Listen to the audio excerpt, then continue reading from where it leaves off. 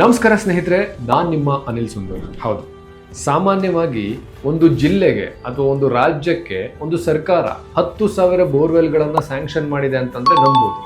ಆದರೆ ಒಬ್ಬ ವ್ಯಕ್ತಿ ತನ್ನ ಕ್ಷೇತ್ರಕ್ಕೆ 10,000 ಬೋರ್ವೆಲ್ಗಳನ್ನು ಕೊರೆಸಿ ಕೊಟ್ಟಿದ್ದಾನೆ ಅಂತ ಹೇಳಿದ್ರೆ ನಂಬಕ್ಕಾಗತ್ತಾ?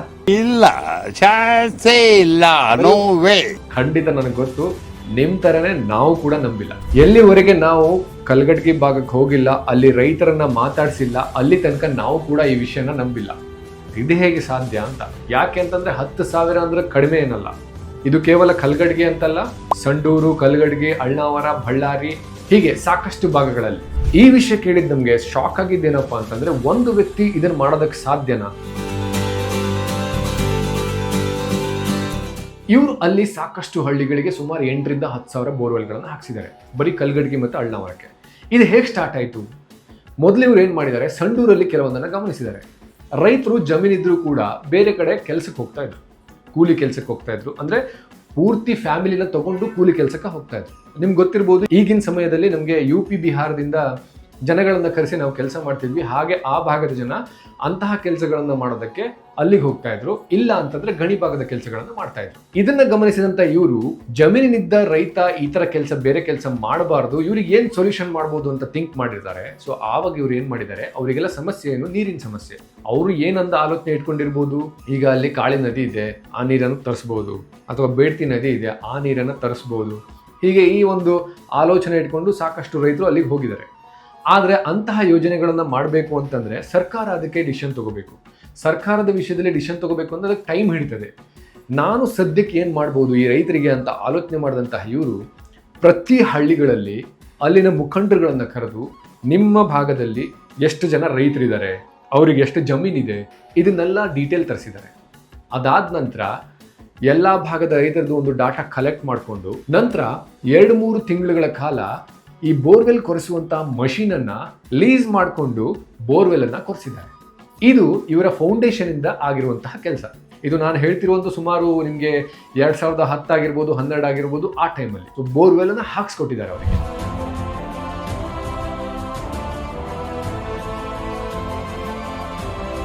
ಇಲ್ಲಿ ಬೋರ್ವೆಲ್ ಹಾಕ್ಸಿದ್ಮೇಲೆ ಅವರ ಲೈಫ್ ಯಾವ ರೀತಿ ಚೇಂಜ್ ಆಗಿದೆ ಅಂತಂದ್ರೆ ನೀವು ಕೇಳಿದ್ರೆ ಶಾಕ್ ಆಗ್ತೀರಾ. ಯಾಕೆಂತಂದ್ರೆ ಹೋಗ್ಬಿಟ್ಟು ಒಂದು ಹಳ್ಳಿಯಲ್ಲಿ ಕೇಳಿದ್ರೆ, ಒಬ್ರಿಗೆ ಕೇಳಿದ್ರೆ, ನಿಮ್ಮ ಹಳ್ಳಿಯಲ್ಲಿ ಎಷ್ಟು ಬೋರ್ವೆಲ್ ಹಾಕ್ಸಿರ್ಬೋದು? ಊರೆಲ್ಲ 300 ಬೋರ್, 300 ಮ್ಯಾಗ ಆಗ್ಯಾವ್ರಿ ಬೋರ್. ಊರಾಗ ಒಂದು 200 ಬೋರ್ ಆಗಿರ್ಬೇಕು. ಮೊದಲ 300 ಆಗ್ಯಾವ ನೋಡ್ರಿ. ಇಲ್ಲಿ ನಮಗ್ ಗೊತ್ತಿದ್ದಂದ್ರ ಬಿ ಒಂದ್ 700 ಹಾಕಿಸ್ಕೊಟ್ರು. ನಮ್ಮ ಊರಾಗ್ರಿ 300 ಬೋರ್ ಆಗ್ಯಾವ್ರಿ. ಅದು ಬೋರ್ ಫಸ್ಟ್ ನನ್ಗ ಬಂದಿತ್ತು ಊರಾಗ. ಹೌದ್ರಿ. ಬರೀ ಸಾಲ ಮಾಡಿ ಸಾಲನ ಹರಿಯಾಕ ಹಾಕಿದ್ದಿಲ್ಲ ನಮಗ. ಇವ್ರು ಮಾಡಿ ಕೊಟ್ಟ ಬಳಕ ನಾವು ಲಕ್ಷ ಕಟ್ಟಿದ್ದ ಇವ್ರು ಬಂದ್ ಬಳಕ. ಈಗೇನ್ ಸಾಹೇಬ್ರು ಬೋರ್ ಹಾಕಿ ಕೊಟ್ಟಿಂದ, ಈ ಕರೆಂಟ್ ಲೈನ್ ಗೀನ್ ಎಲ್ಲ ಮಾಡಿ ಕೊಟ್ಟಿಂದ, ಈಗ ಅವಾಗ ಎಲ್ಲೇ APMC ಆಗ ದಲಾಲ್ರ ಕಡೆ ಬಡ್ಡಿ ಸಾಲ ತರೋದು. ಸ್ವಲ್ಪ ಬಂದಿದ್ದ ಹತ್ತಿ ಇಂತ ಪೀಕ್ ಮಾಡಿದ್ರಾಗ ಆ ಬಡ್ಡಿ ಸಾಲಕ್ಕ ಕೊಟ್ಟ ಸುಮ್ಮನೆ ಬಂದ್ಬಿಡ್ತು. ಈಗ ಸಾಹೇಬ್ರು ಬಂದಿಂದ ಈ ಕಬ್ಬು ಹಾಕಾಕತ್ತಿಂದ ಎಲ್ಲ ನಾಟಕ ದಲಾಲ್ರು ಗಿಲಾಲ್ರು ಎಲ್ಲ ಈಗ ಸೀದ ನಮಗ ಅಕೌಂಟಿಗೆ ದುಡ್ಡು ಬರ್ತದೆ ಫ್ಯಾಕ್ಟ್ರಿಯಿಂದ. ನಾಟಕ ಕಟ್ ಆಗೋದು ಯಾರು. ಸೊ ಒಂದು ಬೋರ್ವೆಲ್ ರೈತನ ಜೀವನವನ್ನ ಹೇಗೆ ಬದಲು ಮಾಡುತ್ತೆ ಅದನ್ನ ನಮ್ಮ ದಾದಾ ಅವಾಗ್ಲೇ ಅರ್ಥಕೊಂಡು ಅವರಿಗೆಲ್ಲ 10 ವರ್ಷದ ಹಿಂದೆನೆ ಹಾಕೊಟ್ಟಿದ್ರು. ಹೇಗೆ ಇದು ಅಂತ ಕೇಳಿದ್ರೆ, ಒಂದೊಂದು 2-2 ತಿಂಗಳಲ್ಲಿ ಒಂದೊಂದು ಹಳ್ಳಿಯಲ್ಲಿ ನಿಂತು ಅಲ್ಲಿ ಬೋರ್ವೆಲ್ ಅನ್ನ ಕೊರ್ಸಿದ್ದಾರೆ.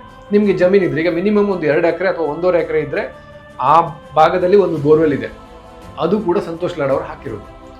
10 ವರ್ಷದ ಹಿಂದೆ ಆಗಿರುವಂತ ಕೆಲಸ ಇದು. ಬಟ್ ನಾವು ಈಗ ಹೋದ್ರೂ ಕೂಡ ಕೆಲವೊಂದು ಬೋರ್ವೆಲ್ಗಳು 2-3 ಇಂಚು ನೀರು ಬರುವಂತಹ ಸನ್ನಿವೇಶಗಳನ್ನ ನಾವು ನೋಡ್ಕೊಂಡು ಬಂದಿದ್ದೀವಿ ನಮ್ಮ ಕಣ್ಣಾರೆ.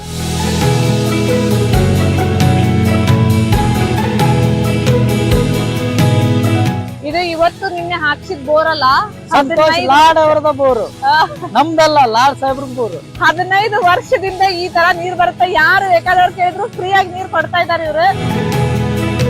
ಈ ತರ ಕೆಲಸ ಮಾಡೋದಕ್ಕೆ ಯಾರಿಗೆ ಸಾಧ್ಯ ಅಂತಂದ್ರೆ, ಒಬ್ಬ ವ್ಯಕ್ತಿ ಅಥವಾ ಒಬ್ಬ ಲೀಡರ್ ಅನ್ಸ್ಕೊಂಡವನು ತುಂಬಾ ಒಂದು ವಿಷನ್ ಇಟ್ಕೊಂಡಿರ್ತಾನೆ. ನೀವು ಒಂದು ಭಾಗವನ್ನ ಅಭಿವೃದ್ಧಿ ಮಾಡಬೇಕು ಅಂತಂದ್ರೆ ಫಸ್ಟ್ ಅನಲೈಸ್ ಮಾಡಬೇಕಾಗಿರೋದೇನು, ಅಲ್ಲಿ ಜನ ಏನನ್ನ ನಂಬ್ಕೊಂಡು ಬದುಕ್ತಾ ಇದ್ದಾರೆ ಅಂತ. ಅಲ್ಲಿ ಜನ ನಂಬ್ಕೊಂಡಿರೋದು ಅವರ ಜಮೀನನ್ನ, ರೈತಾಪಿಯನ್ನ ನಂಬ್ಕೊಂಡು ಬದುಕ್ತಾ ಇದ್ದಾರೆ. ಆದ್ರೆ ನೀರಿಲ್ಲ.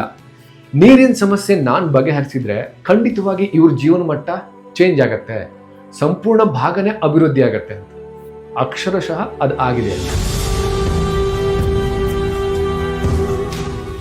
ಒಂದ್ ಜೀವನಕ್ಕೆ ದಾರಿ ತೋರಿಸ್ಕೊಟ್ಟಂತಾರ ನಾಡ್ ಸರ್.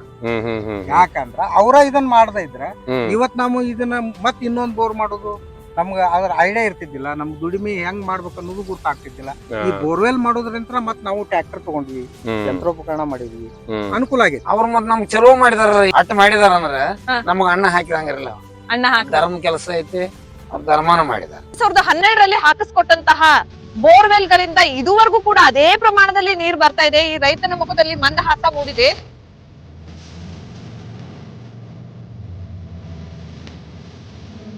ಸರ್ ನಮ್ಮ ಹಳ್ಳಿ ದೇವ್ರುಗಳು ಅವ್ರನ್ನ ಯಾವ ಶಬ್ದದಲ್ಲಿ ನಾವು ವರ್ಣಿಸಕ್ ಆಗೋದಿಲ್ಲ. ಅವ್ರ ಸೇವೆ ನಮ್ಮ ಹಳ್ಳಿಗಳಿಗೊಂದಲ್ಲ ಸರ್, ನಮ್ಮ ಕ್ಷೇತ್ರಕ್ಕೆ, ನಮ್ಮ ಜಿಲ್ಲೆಗೆ ನಿರಂತರವಾಗಿರ್ಬೇಕಂತ ನಾನು ಬಯಸ್ತೀನಿ ಸರ್ ದೇವರಲ್ಲಿ.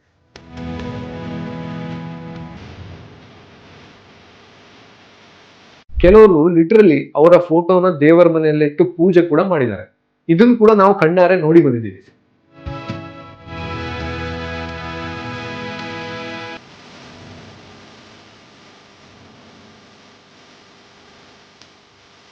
ನೀವು ಈಗಲೂ ಕೂಡ ಹೋಗಿ ಕಲ್ಗಡ್ಗೆ ಭಾಗಕ್ಕೆ, ಅಳ್ನಾವರ ಭಾಗಕ್ಕೆ, ಅಲ್ಲಿ ಹಳ್ಳಿಯ ರೈತರನ್ನ ಮಾತಾಡಿಸಿ ಇಲ್ಲಿ ಯಾವ್ದಾದ್ರು ಸಂತೋಷ್ ಲಾಡ್ ಅವರು ಮಾಡಿಸಿರುವಂತಹ ಬೋರ್ವೆಲ್ ಇದೆಯಾ ಅಂತ ಕೇಳಿ ಅವ್ರು ನಿಮ್ಗೆ ಕರ್ಕೊಂಡು ಹೋಗಿ ತೋರಿಸ್ತಾರೆ. ಸೊ ಇದು ನಮ್ಗೆ ಲಿಟ್ರಲಿ ಎಕ್ಸ್ಪೀರಿಯನ್ಸ್ ಆಗಿದೆ. ಹೌದು, ಸ್ವೀಟ್ ವಾಟರ್ ಇದು ಯಾವಾಗ ಹಾಕ್ಸಿ ಸರ್ ಈ ಬೋರ್? ಒಂದು 15 ವರ್ಷ ಆಯ್ತು ಸರ್. 15 ವರ್ಷ ಆಗಿದೆ. ಎಷ್ಟು ಇಂಚ್ ನೀರ್ ಬಂದಿತ್ತು ಅವಾಗ? ಅವಾಗ ಸರ್ ಒಂದು 3.5-4 ಇಂಚ್ ನೀರು ಇತ್ತು ಸರ್. ಈಗ ಎಷ್ಟಿದೆ? ಈಗ ಒಂದು 3 ಇಂಚ್ ಬರುತ್ತೆ ಸರ್. 3 ಇಂಚ್ ಈಗಲೂ ಬರ್ತಿದೆ.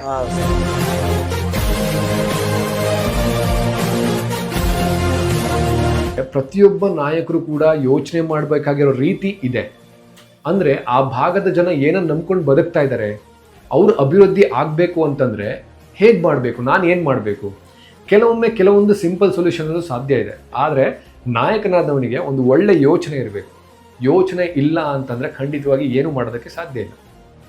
ಸೊ ಇಂಥ ನಾಯಕರುಗಳು ನಮಗೆ ಬೇಕು ಅನ್ನೋದು ನನ್ನ ಒಂದು ಮಾತು. ಯಾಕೆಂತಂದ್ರೆ ನಿಮ್ಗೆ ಈ ಒಂದು ನಿದರ್ಶನ ಬೇರೆ ಯಾವುದೇ ಭಾಗದಲ್ಲೂ ಕೂಡ ನೋಡ್ಲಿಕ್ಕೆ ಸಿಗೋದಿಲ್ಲ.